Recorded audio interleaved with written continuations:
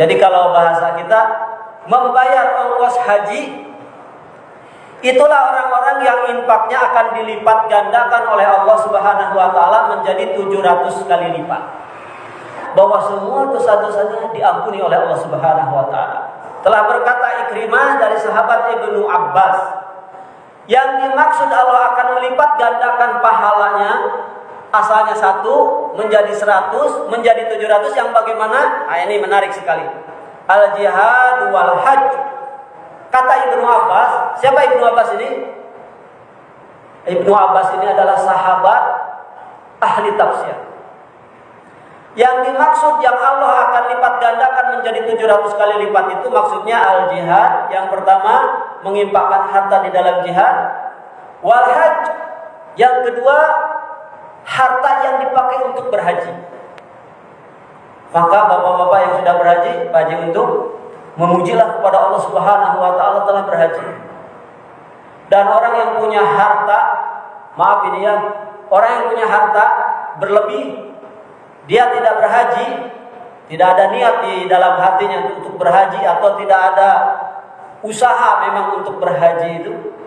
Kalau dia meninggal, kata Rasul sallallahu alaihi wasallam, meninggalnya seperti Yahudi. Meninggalnya apa? Seperti Yahudi.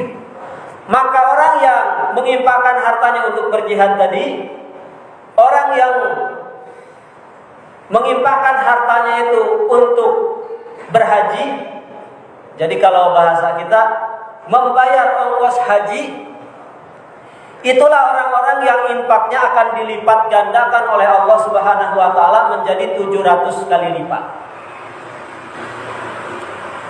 Jadi orang yang berhaji ini, pertama kata Allah Subhanahu wa taala, Allah akan ampuni dosa-dosanya. Barang siapa yang menunaikan haji, dia dalam hajinya itu tidak ada ropas, tidak ada kata-kata kasar, tidak bertengkar, wala jidal, tidak bertengkar. Kemudian sesuai dengan sunnah yang diajarkan oleh Rasul sallallahu alaihi wasallam ketika berhajinya. Kemudian ia pulang, maka seperti bayi yang baru lahir dari ibunya. Maksudnya bahwa semua dosa-dosanya diampuni oleh Allah Subhanahu wa taala. Bahkan janjinya bagaimana? Laisal jaza al-hajju mabrurun, laisal jaza illal jannah. Haji yang mabrur ini yang diterima tidak ada balasan baginya kecuali surga. Kita ini diperintah oleh Allah Subhanahu wa taala untuk berangkat haji, maka berniat itu. Sungguh-sungguh berniat. Kita enggak diperintah oleh Allah punya mobil banyak, punya rumah mewah. Ada orang yang rumahnya punten udah 5 miliar harganya, 5 miliar, 10 miliar. Tapi enggak ada niatan haji. Padahal haji dengan pakai uang itu, haji furoda, sekarang bayar, besok berangkat bisa.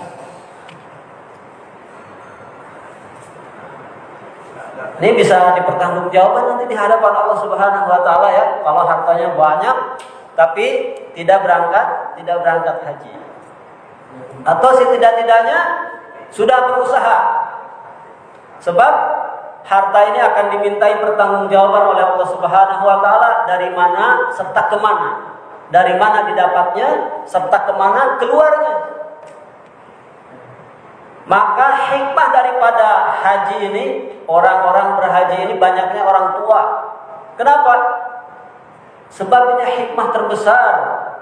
Secara zahir, orang-orang sudah tua, mungkin usianya 60 tahun ke atas. Kalau dia berhaji, kalau sekarang nggak boleh ya. Ya, ini hikmah dari haji itu kenapa banyak yang sudah sepuh. Ini hikmahnya besar. Sebab dia di ujung hayatnya datang menghadap kepada Allah Subhanahu wa taala. Kalau pulang berhaji, syaratnya hajinya sesuai dengan sunnah, tidak melakukan ropas, tidak melakukan jidal, pertengkaran, tidak berdebat, maka baginya surga. Belum lagi berbicara tentang keutamaan orang yang meninggal di Makkah dan di Madinah. Belum berbicara tentang bab itu. Maka dari mulai sekarang, terutama saya ya, yang belum berhaji, niat minta kepada Allah Subhanahu wa taala.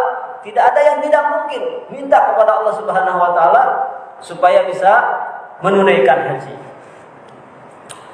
Walihada qala ta'ala, sebab itu Allah taala berfirman, kama salih habbatin, seperti satu biji, ambatat sab'a sanabila, satu biji tumbuh menjadi 7 cabang. Fi kulli sumbulatin mi'atu habbah, setiap cabang itu melahirkan 100 buah. Jadi satu kali berinfak di jalan Allah sama dengan Allah lipat gandakan menjadi 700 kali lipat. Wa hadzal masal ablagha fin nufus, dan ini adalah percontohan itu yang bisa menenangkan ke dalam hati, yang bisa diterima oleh jiwa. Oleh sebab itu Allah Subhanahu wa taala yang akan menjaganya. Kama yanmi zar'a, sebagaimana petani ini menanam satu biji, sebab ditanam Allah tumbuhkan seperti padi. Berapa itu satu kali nanam padi? Hasilnya beratus-ratus kali lipat dari biji itu. Sedangkan infak, Allah yang menanamnya, Dia yang akan mengembangbiakannya. Allahu Akbar.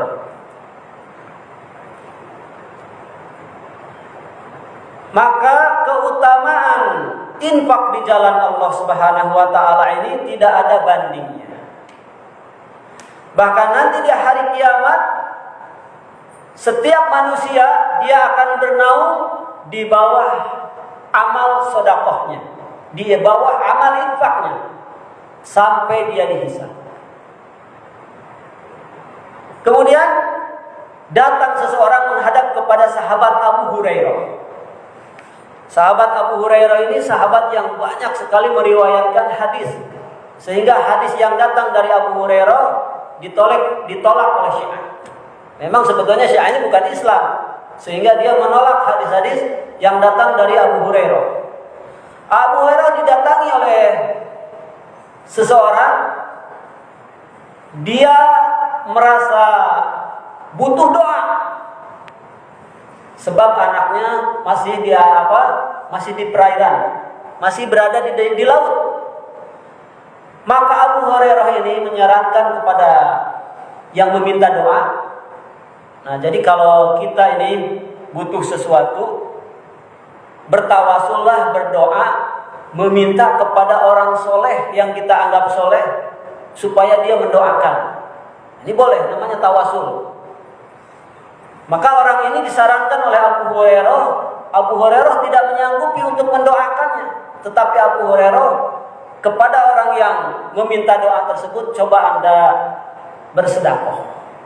Anda bersedekah supaya meminta kepada Allah anak Anda yang ada di tengah lautan ini selamat. Maka tidak lama berselang waktu, sudah infak, sudah sedekah, ini orang tuanya selamatlah anaknya sampai berjumpa dengan orang tuanya. Saat ditanya oleh ayahnya, bagaimana, apa yang terjadi di tengah lautan? Maka anaknya menceritakan, sebetulnya kami ini sudah tenggelam disebabkan oleh ombak. Tetapi tiba-tiba ada orang yang berpakaian putih menolongnya. Ini begitupun kepada yang diceritakan oleh Syakib. Ini dari Abdullah bin Mubarak. Saat ada orang yang mengeluh bahwa kakinya ini tumitnya tumit apa ini namanya?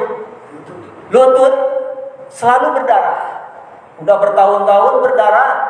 Bisa dilihat ini di dalam syarah Imam Nawawi hadis Arba'in. Ini mengeluh, sudah ke beberapa dokter tidak sembuh-sembuh. Nanahnya selalu keluar. Maka Abdullah bin Mubarak menyarankan, coba berobat dengan infak, berobat dengan sedekah.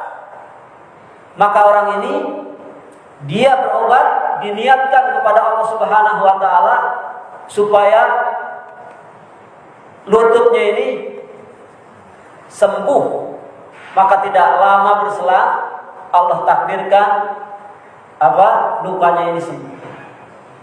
Ini keajaiban daripada sedekah. Di satu sisi tadi sudah disebut bahwa orang yang bersedekah diancam oleh Allah Subhanahu wa taala, dipanggil, kalau dia bukan karena Allah dimasukkan ke dalam neraka. Semua amal yang bukan karena Allah tidak akan diterima.